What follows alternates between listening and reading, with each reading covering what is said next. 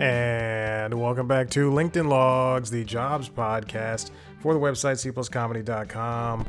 Like I just said, it's a website. Go there. Welcome back in. Here we are. This is episode 98 of the show about jobs. If you're watching the video, you will see I am dressed very comfortably. I am so comfortable. It's cold outside. Look, I'll just describe for the listener, which is where most of the audience is. I'm wearing a cardigan, and under the cardigan is just a long sleeve, thin Henley. That, full disclosure, it was something I bought at TJ Maxx a couple of years ago, and maybe about a week into ownership, I think I washed it when I got it, obviously, because I'm not a disgusting human being. And then I think a week after that, it was just like I noticed a giant, like a fabric softener or detergent style stain that did not come with it. That did come with it, because there's no possible way that, because now I've never washed anything and a stain has happened. Now I've shrunk things. I bought this is years ago at this point, but for my 10-year anniversary for high school, I got this. I had this suit. I still have it, but I used to work at and even before that, a couple of years before that, I worked at Kohl's, and I was able to get a discount, and I had like Kohl's Cash and all that jazz, and I bought a very expensive suit. So I bought a suit, and it did not fit. And then several years later, I had the 10-year reunion for school. A couple years later, not several. And then I had 10-year reunion for high school. And then I was working, and I had a job. I think that was when I was at NBC. I don't remember, or Weather Channel probably. And so I was able to get that suit tailored to fit me. And then I said, I'm gonna be one of those cool people who wear a short sleeve shirt under the suit, and it's gonna be, or not under the suit, but under the suit jacket. I'm gonna look cool and everything. Now, and in the end, I did look cool, but I went to Banana Republic and I bought a nice short sleeve T-shirt. It was $50, and I washed it. It was the size I got it, and I washed it, and it shrank because I'm an idiot. I still have that shirt. I rarely wear it, but when I do, I look good. But now it is a shirt where I can't lift my arms above my head because it will show my midriff. Oh my gosh. Here we are. It is almost the end of the workday. The sun is about to set at some point. I won't tell you when. That's pretty much it. I have nothing new to talk about. The job's going well. We're off for MLK Day, which I think racists should work on MLK Day. I don't think they should be able to get off. I think every racist should work on MLK Day. I just sat with my supervisor for there's a cat hair on my tongue. I tried to pull it off once and I missed it, and I pulled it off again. Here we go. If I sat with my supervisor for roughly like an hour, and we were just working, sometimes chiming in, sometimes talking. Then she made me a little cheat sheet, which was very nice, because I keep making mistakes. But that's what I told them. I told them when I was hired, or during the interview process, I said, "Hey, I'm willing to make mistakes. Like, I'm going to ask a lot of questions." They're like, "Yeah, great. We love that. We love questions and stuff." Cut to week 2 of me doing work. All right, it's time for. No, she didn't make it under rest. She was like, I just asked a question. She's like, "Oh, I'll just make a cheat sheet." So there you go. And that was going to be something that I wanted to do, is like sit down and say, "Oh, hey, let's go back over this one more time," which is good. I don't care about looking inept. I'm at work. I'm when it comes to this, I'm going to ask as many questions as possible. I've said it before and I'll say it again. When we're in meetings, I will chime in and say something. At Cartoon Network, I always chimed in just to prove I was a participant. People would sit silently in meetings, and I'd be like, "Well, this is the blah," and then they'd be like, "That's wrong," and I'd be like, "It's fine. Shit, I talked, I spoke." They didn't say that was wrong. It's. I also did that in college. I think that is. Look, I'm telling you, if you're a young person and you're in college and you're concerned about making the grade, first of all, C's get degrees. Secondly, go talk to your professors. If you're in high school, if you have a kid in high school, if you have a kid in middle school, if you have a kid in elementary school, tell them go talk to the teachers, ask for help. The teachers see that, the professors see that. If you go there once a week, twice a week, they see this. Oh, look at this. Oh my gosh. Well, he's asking for help. Come grade time, that D is going to turn into a C. That C is going to turn into a B. B might turn into an A. You never know. Just saying. So here we are, almost 7 minutes in to this show. I'm sitting comfortably in my cardigan. Unfortunately, and I'll get to the story in a second. I'll get to the whatever BS news I have lined up. Now, unfortunately, I have like 5 cardigans. That's not the unfortunate part. The unfortunate part is that I discovered 2 of them have unraveled unceremoniously, and it pisses me off. There's like one of the arms is just on one of them has a giant hole in it. It's not a moth arm. It's a poorly constructed cardigan. I have one great cardigan. I believe it's from The Gap, not Old Navy. It's from The Gap, and it fits so well and it's so warm. This one I believe is from Target. The other ones are probably from Target, probably. And then there's one more from, I don't know, but it's a higher end one. But it's thin, which pisses me off. And it's giant. What else?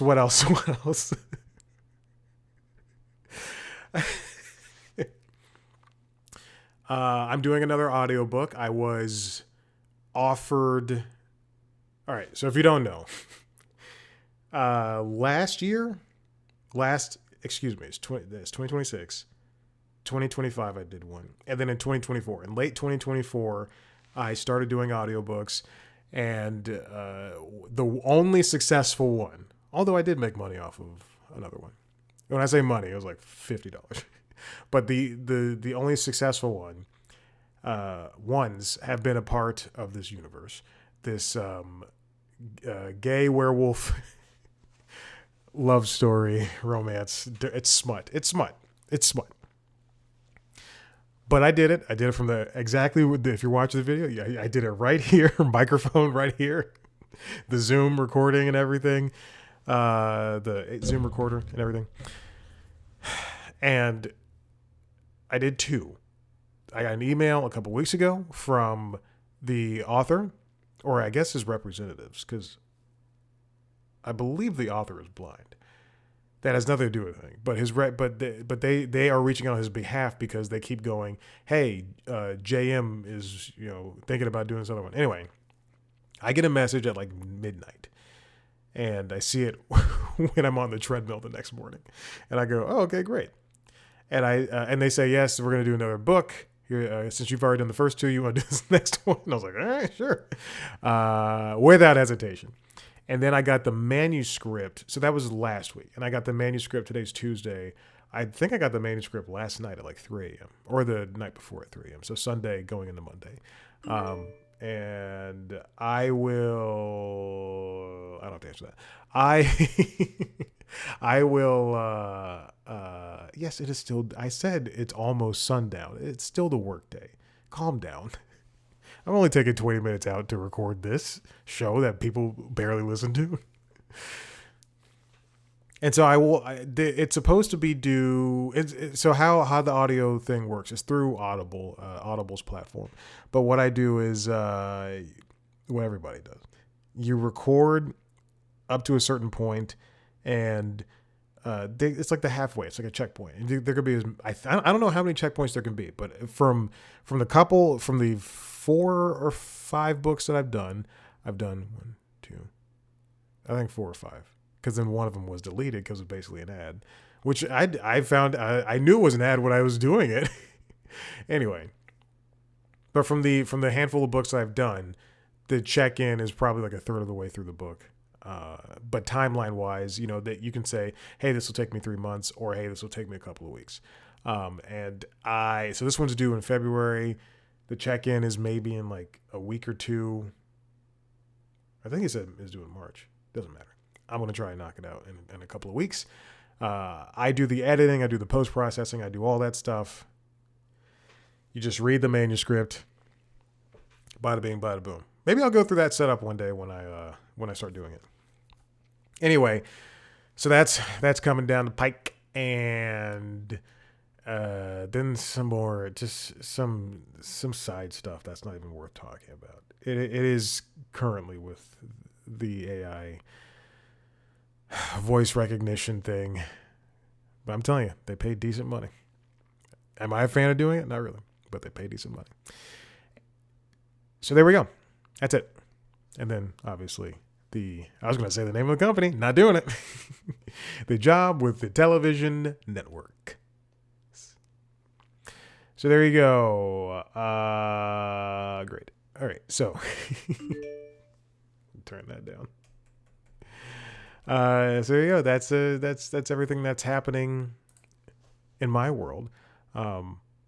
Also, I get off the meeting. I get off the meeting, and I get up and I go, I want a little snack. I come over to the snack barn behind me, and I bought 2 boxes of candy canes several weeks ago. It was after Christmas, but several weeks ago.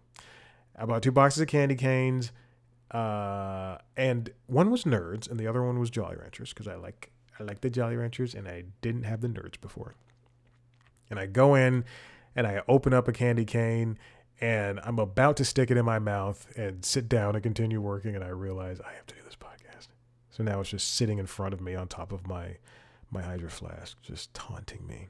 This beautiful, delicious candy cane that was broken in half as I tried to open it. It was right. I'm gonna get to it.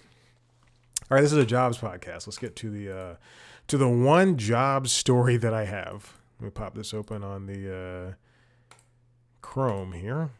Okay, now this comes from Axios, written by Carly Mallenbaum. Work hard, play hard at the same time.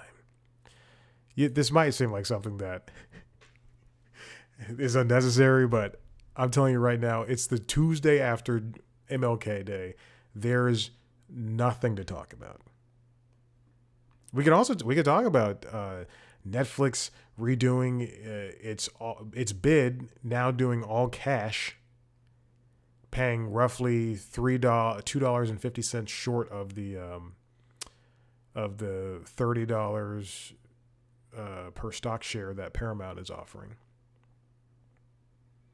instead of a mix of cash and stock like they're usually going to do, or apparently going to do. Anyway, as Carly writes here, she's referring to the book The Playful Way, written by Piera Giraldi, who is the co-founder of Refinery 29. It's pretty cool. I like Refinery 29. But she mentions that Giraldi writes about how we all have different quote-unquote play modes, and it might help a worker if they know what modes that they are when they work. So the first one is the Queeriest Quester. You're gay, but you're really good at it. I don't know. The Curious Quester. Strength. Asks great questions. One way to play at work. Turn projects into experiments and treat setbacks as data rather than failure. That makes sense. 2. The Mundane Alchemist. Strength. Makes boring work engaging. One way to play at work. Gives meetings a clever name and gamify tedious tasks. Yeah. 3, the visionary dreamer. Strength has a big picture imagination. One way to play at work. Ask, what would you need to be true for this to happen? And lead bold brainstorms. These are also positive. 4, the joyful jester, strength, humor, and social connection.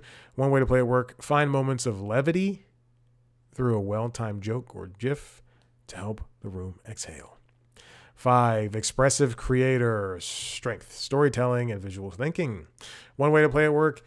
Ask, how might we sketch this idea and use mood boards and metaphors to explain strategy? A lot of these are more or less the same. The Wonder Wanderer, strength, pattern recognition. One way to play at work. Notice what others miss and help teams see the big picture. The bottom line, your playful strengths aren't distractions from serious work. They make you better at it, Giraldi says. I wonder if they're paid per click here at Axios.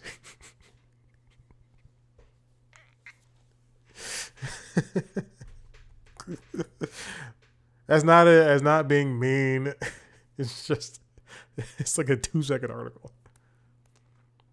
I really do for what this is. And let's take a look at what this book looks like. If you're watching the video, you'll see it's from HarperCollins, publisher. The Playful Way, written by Piera Gilardi. Creativity, connection, and joy through everyday moments of play. This reminds me, and I promise to stop likening everything to working out, but when I work out, and this is only because it's always on the forefront of my mind, when I work out, especially in the last couple of years, I always find myself, doing something that is not typically done in the gym. And I know that I am better for it. Because it's just, why wake up and do the same thing a couple of days a week over and over again to a point where you're just bored and you're just going through the routines and you just and you feel that mundanity inside of you. I've mentioned this before. I'll say it all the time, and I'll say it to anybody who needs to hear it. I go to the gym, I see the same people always doing the same thing over and over and over again. Whereas this morning, for instance, today was a leg day, and on top of, just regular movements, I just popped open my workout app, my tracker app. I did a lot of landmine work. So landmine work with my legs, goblet squat, hip hinge, stiff leg deadlift. Some accessory movements with Olympic lifting, power jerk behind the neck, dip muscle snatch, floating clean. So basically a jerk, a snatch, and a clean. I use my TRX suspension cables. I call them cables. They're not cables. Suspension trainer. I used a box. I used a resistance band to help warm up. I used a hip band. I did some Pilates stuff. It's just important to switch things up. I row, I bike, I run. I do air bike, I do Pilates, I do yoga. And you get bored. And what I'm getting at is you get bored doing the same thing over and over again. And you don't notice until you either burn out or stop doing it. You go through these emotions. So why go to work like Bob from The Incredibles and he's the only person I can think of, and just hate your life when you can switch things up and ask questions and turn projects into experiments and treat setbacks as data, or have try to do brainstorms. What's the point? I said it early in this podcast, and I say it all the time in my regular life. They're not going to kill you. At work, the worst thing they can do is reprimand you. They can let you go, but they're not going to kill you. They're not going to come after you. They're not going to come after your family. Like, there's no point in playing it safe and looking foolish because the outcome wasn't the way you wanted it to be and you're embarrassed. It's okay to be embarrassed, but at some point you just have to pick your head up and keep moving forward. That's how winning is done. I believe that is a quote from Rocky Balboa, the 2008 movie Rocky Balboa. He's screaming at his son Christopher, played by Milo Ventimiglia.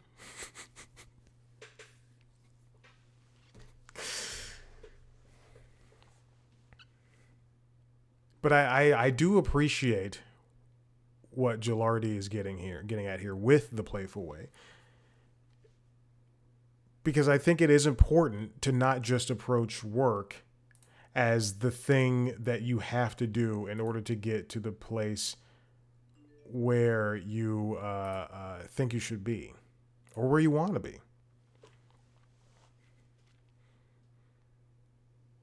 And I think it also it takes work.